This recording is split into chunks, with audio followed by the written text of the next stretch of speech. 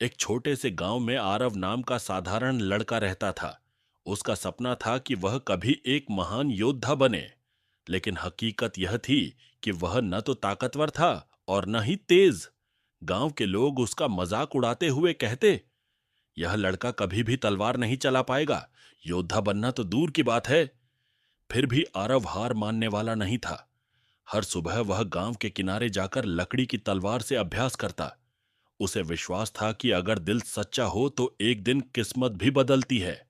एक दिन जंगल में घूमते समय उसे एक पुराना रहस्यमयी खंडहर दिखा। वहां उसे एक जंग लगी तलवार मिली।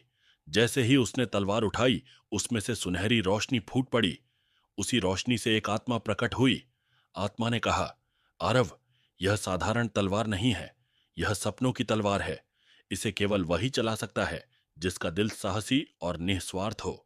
अगर तुम दूसरों की रक्षा करने का प्रण लो तो यह तलवार तुम्हें अपार शक्ति देगी।